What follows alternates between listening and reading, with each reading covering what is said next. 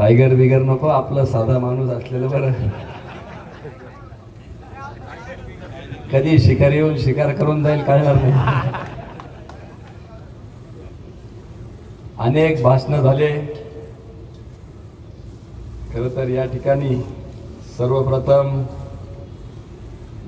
ज्या प्रणांगणात आपण कार्यक्रम घेतोय असं राजा वीरभद्र महाराज की, ज्यांनी संघर्ष करण्याची शिकवण दिली ते छत्रपती शिवाजी महाराजांचा, भारत माता की, गणपती बाप्पा. या सगळ्या जय जयकारावरून तुम्हाला लागलेल्या भुकेचा मला थोडाफार अंदाज आलेला आहे. मला नाही म्हणता येत नाही म्हणून मागच्या कार्यक्रमामध्ये ग्रुप फोटो, वैयक्तिक photo, double photo, single photo करता करता निघायला उशीर झाला. त्याबद्दल आपली सर्वप्रथम दिलगिरी व्यक्त करतो.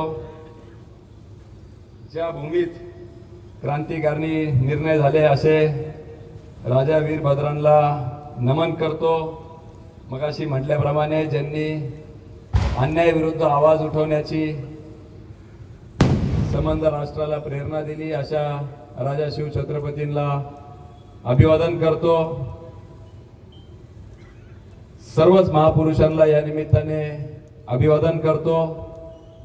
या कार्यक्रमाला उपस्थित असलेले कार्यक्रमाचे अध्यक्ष, खरं तर कोणाकोणाचं नाव घ्यावं आणि कोणत्या क्रमांकाने घ्यावं मोठा प्रश्न आहे.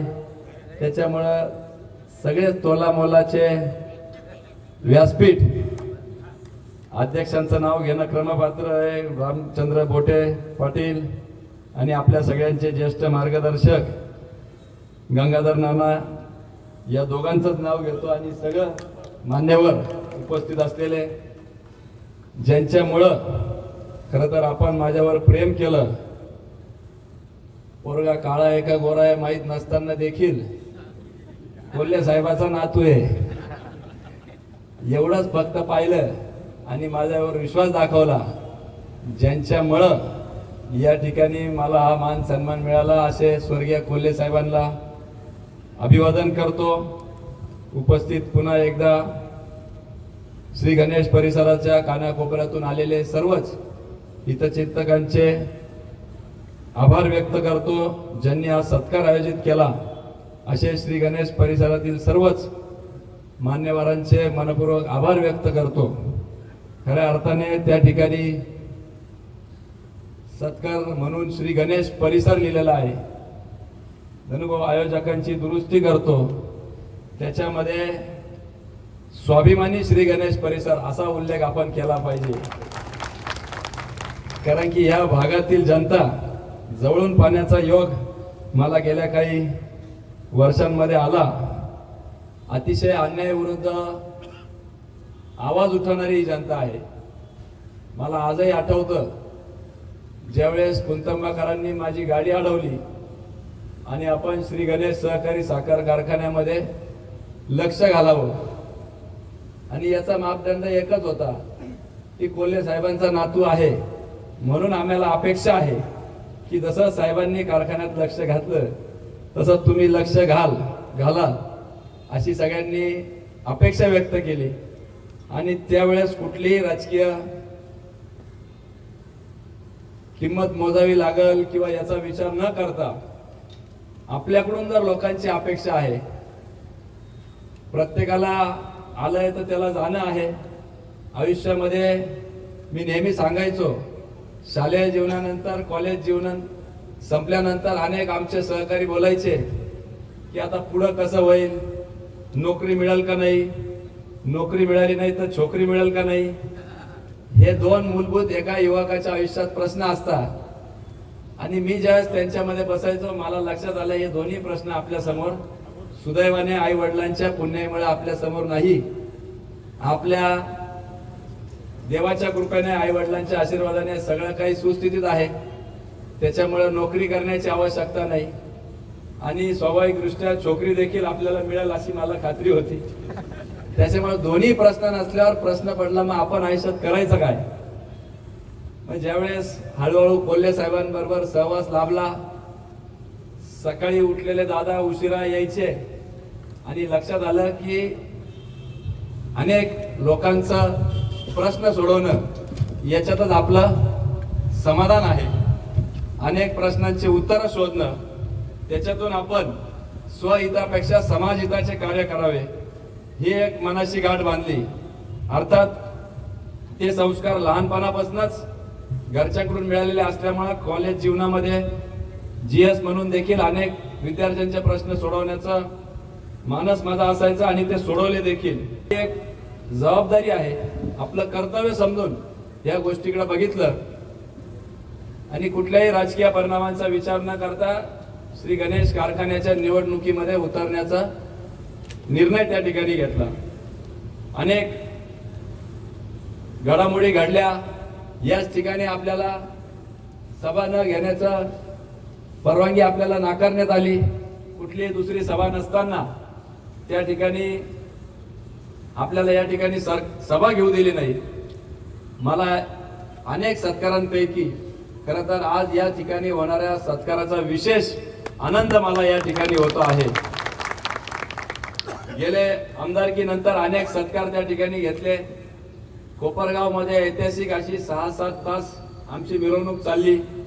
पुणतांब्यामध्ये सत्कार झाला, नाशिक जिल्ह्यामध्ये पाथऱ्या गावात सत्कार झाला, परत नाशिक जिल्ह्यामध्ये येवल्यात या ठिकाणी मोठा सत्कार झाला. काल सासूरवाडीचा देखील मोठा सत्कार त्या ठिकाणी पार पडला.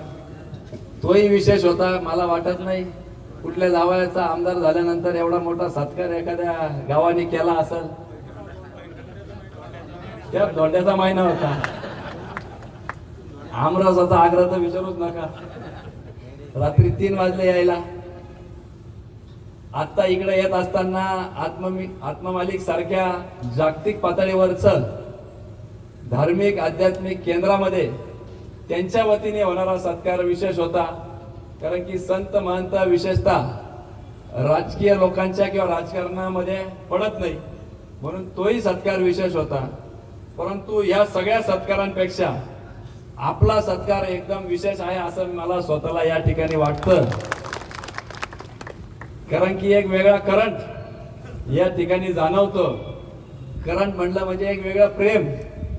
प्रेमाची व्याख्या काय असावी तर शिवसेनेच्या वतीने वाढणे पाटलांनी त्या ठिकाणी शुभेच्छा दिल्या. आमचे विराटजी पुरोहित त्या ठिकाणी संघाच्या मोशीत तयार झालेले आहेत. त्यांनी त्या ठिकाणी शुभेच्छांचा वर्षाव केला. त्याच्या पुढे जाऊन घोगरेताई आमच्या काँग्रेसच्या प्रदेश कार्यकारिणीवर आहे, त्यांनी त्या ठिकाणी शुभेच्छा दिल्या. सर्व पक्षीय आणि सर्व प्रकारचे त्या ठिकाणी सदस्य या ठिकाणी येऊन शुभेच्छा देतात. याच्यापेक्षा अधिकचं प्रेम काय पाहिजे माणसाला, हीच माझी खरी ताकद आणि याच खऱ्या तुमच्या शुभेच्छा मला पुढील काम करण्यासाठी त्या ठिकाणी प्रेरणा देतात. खऱ्या अर्थाने अनेक क्रॉस फायरिंग झाली, अनेक टीका टिप्पण्या झाल्या, परंतु आज मी फारसं काही टीकात्मक भाषण करू इच्छित नाही. कारण की आपल्याला खरं तर श्री गणेश परिसराचा ओळख श्री गणेश सहकारी साखर कारखान्याच्या निमित्ताने झाली. स्वर्गीय कोल्हे साहेबांच्या पासनं एक वेगळी नाळ ही कोल्हे परिवारावर जुडली गेलेली आहे.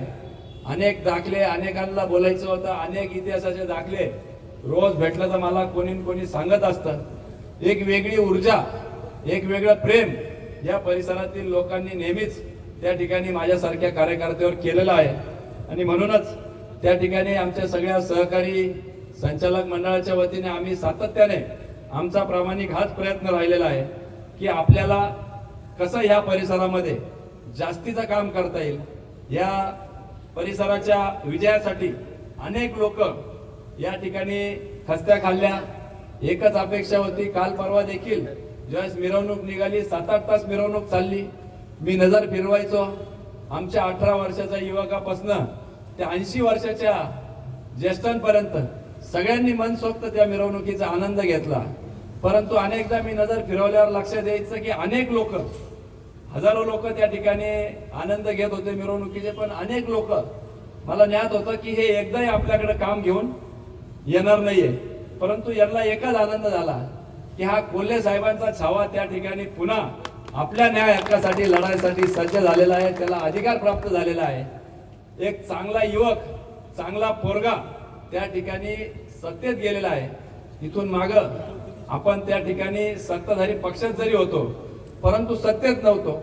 अनेक अडचणी यायच्या, अनेक ग्रामपंचायतींना आम्हाला त्या ठिकाणी हक्काचा मिळणारा ठक्कर बाप्पाचा निधी असेल किंवा मागासवर्गीय निधीतून आम्हाला येणारा पैसा असेल, हा अडवला जायचा. त्याकरता आम्ही पक्षाच्या चिन्हाखाली शिर्डी येथे आंदोलन केलं, मोर्चा नेला. परंतु आज आपण सत्तेमध्ये त्या ठिकाणी आदरणीय देवेंद्रजी फडणवीस साहेब असतील, अमित शाह साहेब असतील, या सगळ्यांच्या माध्यमातून काही अपेक्षांनी आपल्याला एवढ्या कमी वयामध्ये त्या ठिकाणी संधी दिलेली आहे. खरं तर मगाशी मी सांगता सांगता राहून गेलं की श्री गणेश परिसराच्या निवडणुकीमध्ये अनेक ज्येष्ठांनी वयोवृद्ध अगदी चालता येत नव्हतं, त्यांना मी त्या ठिकाणी मतदान केंद्रावर भेटलो. त्यांनी आपसूक मला सांगितलं की बाबा एवढीच एक इच्छा होती, कोल्हे साहेबाच्या नातवाला एकदा मतदान करायचा योग आला, तू निवडून येणार आहे. अनेक सहकारी खरं तर त्यांची आठवण मला आज या निमित्ताने होते.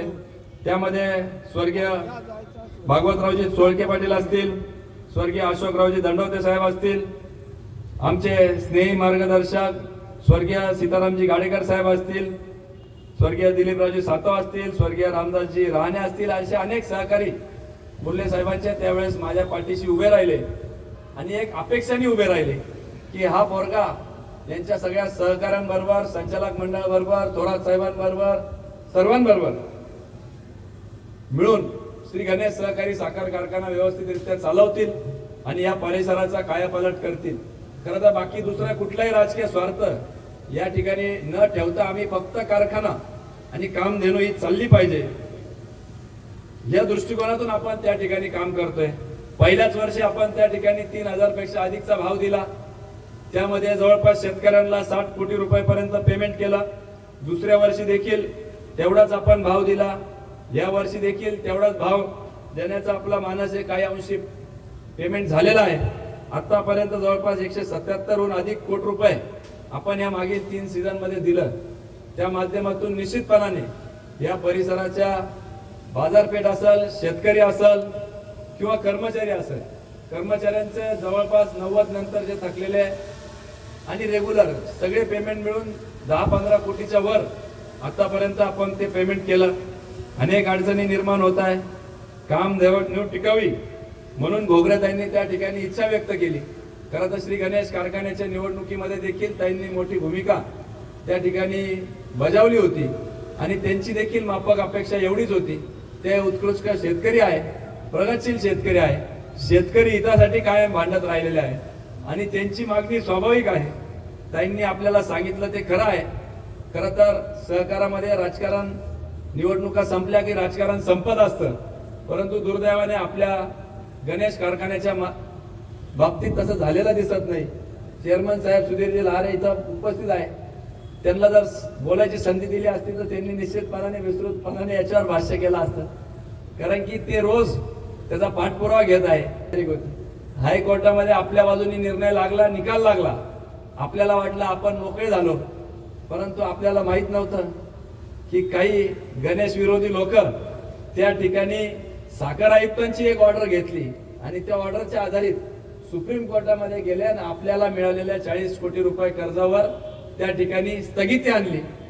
आज अपेक्षा होती की तो आपलं म्हणणं ऐकलं जाईल, परंतु कोर्टाने काही एक म्हणणं ऐकता सुट्टीनंतर म्हणजे जुलै नंतर आपली ती तारीख ठेवलेली आहे आणि म्हणून आपल्याला 40 कोटी जिल्हा बँकेकडून मिळालेले वापरता येत नाही आणि एक मोठं संकट खरं तर या गणेश कारखान्यावर झालेलं आहे.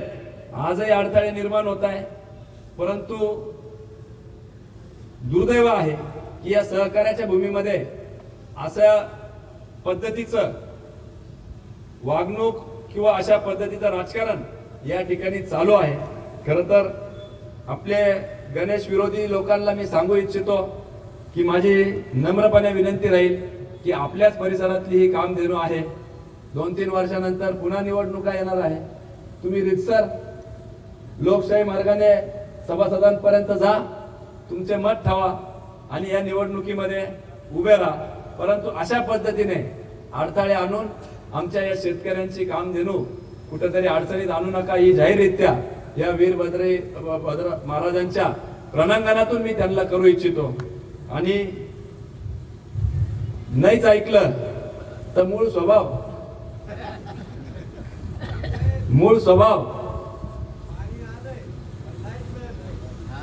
त्याच्यावर येतो, पाणी वीज लाईट सगळ्यांवर येतो, परंतु मूळ स्वभावाप्रमाणे किती संयम ठेवायचा प्रयत्न केला तरी कुठंतरी संयमाला मर्यादा असते.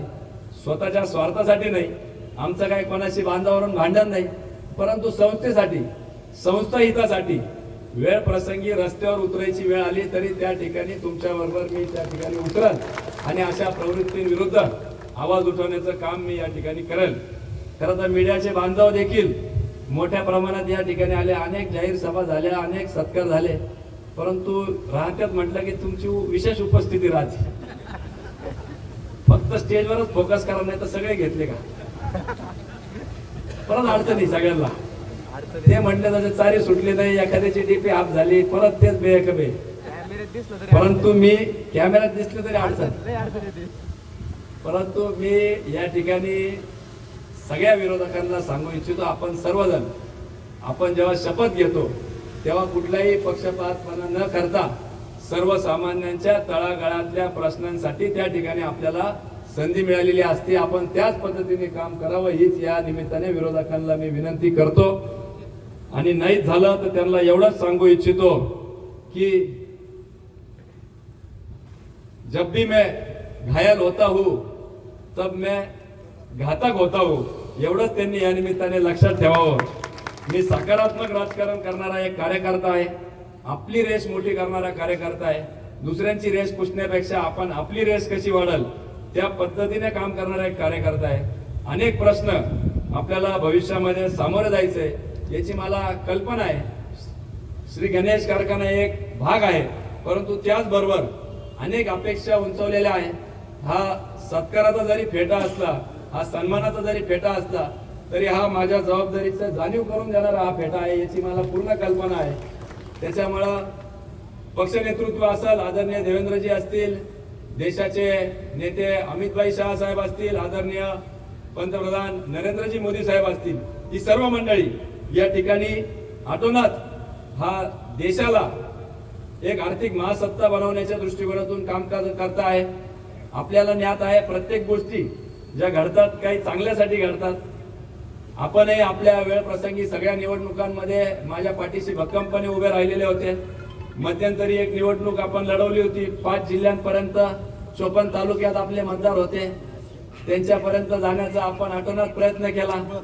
पाहुणे रावळे शोधून काढले, धुळे, जळगाव, नंदुरबार, नाशिक, शिरपूर. भगवानराव ते मला शिरपूरला भेटले होते. लांबचा पाहुणा कुठून तरी शोधून काढला, मतदान द्या म्हणून आमच्या भाईला तिथपर्यंत गेले होते. परंतु आपण त्यावेळेस आपल्याला अपेक्षित असा निकाल त्या निवडणुकीत लागला नाही. परंतु मी जसं म्हणतो जे होतं चांगल्यासाठी होतं, ते नसतं झालं तर राज्याचे मुख्यमंत्री देवाभाऊंनी आपली अमित शहा साहेबांची भेट घालून दिली नसती. अमित शहा साहेबांची भेट झाली म्हणून ते आपल्या कार्यक्रमाला आले. म्हणून त्यामुळे आता आपली कुठलीही काळजी करायची अडचण नाही. गल्ली ते दिल्ली आपली एकदम हॉटलाईन आहे. त्याच्यामुळे काही अडचण आली तर आपण तितक्याच हक्कानी आणि अधिकाराने त्या ठिकाणी जाऊ शकतो. अमितभाई शहा साहेब आल्यानंतर देखील त्यांनी मला अर्धा तास दिल्ली या ठिकाणी प्रेझेंटेशनला मला संधी दिली होती. परंतु आमचं प्रेझेंटेशन इतकं पुढे गेलं की पुढची मीटिंग कॅन्सल करून त्यांनी अजून अर्धा तास जवळपास 15-20 मिनिटं आम्हाला अधिकचे त्या ठिकाणी दिले. आणि त्यामध्ये देखील प्रामुख्याने मी ह्याच गोष्टी मांडल्या की त्यावेळेस मराठा आंदोलन मोठ्या प्रमाणात चालू होतं की साहेब हे सगळं आपण लक्षात घेतलं पाहिजे. मी अनेक स्लाइड त्या ठिकाणी मांडल्या की कारखानदारी याचा परिणाम देशामध्ये जवळपास 150हून अधिक लोकसभेच्या खासदारकीच्या कार्यक्षेत्रावर होतो. त्याचप्रमाणे या ठिकाणी आपण जर बघितलं तर देशाचे दरडोई उत्पन्न 22-23 हजार आहे. महाराष्ट्र आमचा राज्य थोडा प्रगतशील असल्यामुळे 26 हजारापर्यंत त्या ठिकाणी दरडोई उत्पन्न आहे. पण त्याच वेळेस आपले शासकीय आकडे जर बघितले तर शेतकऱ्यांचं दरडोई उत्पन्न 11,500 ते 12,000 रुपये इतकंच त्या ठिकाणी आहे.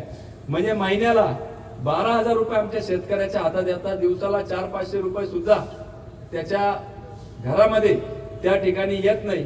आणि प्रामुख्याने आता चालू असलेला मराठा आंदोलन असेल किंवा या सगळ्या गोष्टींचा बारकाईने आपण जर अभ्यास केला, आम्ही सांगितलं की 1971 साली जेव्हा लँड सिलिंग कायदा आला, आमच्या शेतकऱ्यांच्या ज्या बागायत जमिनी होत्या त्यांना 18 एकर बागायत जमीन दिल्या, बाकीच्या काढून घेतल्या. निम बागायत होत्या त्यांना 34 एकर क्षेत्र ठेवलं आणि जिरायत जमिनी ज्यांच्या होत्या त्यांना 54 एकर त्या ठिकाणी ठेवलं.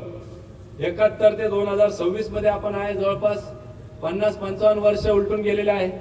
2-3 पिढ्या यामध्ये होऊन गेलेल्या आहे. 2-2 मुलं जरी म्हटलं तरी 18 एकरवाला आमचा 9-9 एकरावर आला, पुढच्या पिढीत 4.5-4.5 एकरावर आले.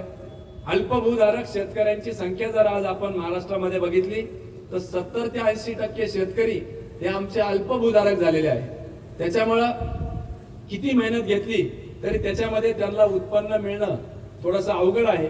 आणि ह्या माध्यमातून आपण जर अभ्यास केला की ज्या ज्या ठिकाणी साखर कारखानदारी आहे, इथं 11-12 हजार रुपये असेल तर कारखानदारी ज्या ठिकाणी आहे तिथं शेतकऱ्यांचं दरडोई उत्पन्न 18,000 पर्यंत आहे. त्याच्यामुळे आपण ही कारखानदारी सक्षम केली पाहिजे. त्यांनी त्याचा सार घेतला, संबंधित अधिकाऱ्यांना संजीवनीला भेट द्यायला पाठवलं. त्यानंतर NCDCचं कर्ज आपलं गणेश कारखान्याला मंजूर करून देण्यास मदत केली. अनेक सहकार्य, अनेक धोरण त्या ठिकाणी खरं तर त्यांनी घेतले आणि त्याचा फायदा निश्चितपणाने आपल्या परिसराला किंवा आपल्या कारखान्याला त्याचा झाला. आणि म्हणून जबाबदारी अजून वाढलेली आहे. युवकाचा प्रश्न असेल, ग्रामीण भागाचा असेल, शेती असेल, सिंचन असेल, विजेचा प्रश्न असेल, अनेक प्रश्नांचा भडीमार मला गेल्या काही दिवसांवर होतोय. खरं तर सत्कार घ्यावा का ते प्रश्न सोडावा असा प्रश्न माझ्या समोर पडलेला आहे.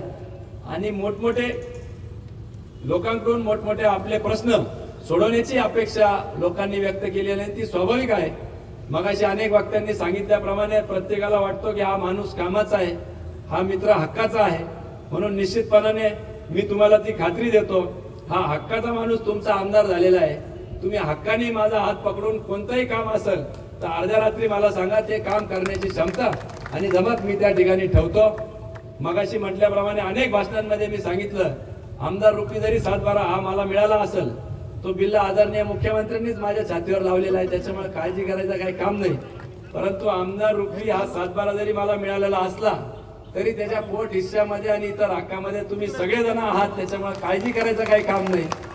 आणि अनेक वक्त्यांनी सांगितलं की त्यावेळेस जर झालं असतं तर 5 जिल्ह्यांचा मी प्रतिनिधी विशिष्ट घटकाचा केला असता. शिक्षकांचे प्रश्न आहेत तेही मी सोडवणार आहे. परंतु आता आपलं कार्यक्षेत्र 288 मतदारसंघात महाराष्ट्र राज्य आहे आणि त्याच्यामध्ये राहता आणि लोणी आवर्जून येतं याची मला पूर्ण कल्पना आहे.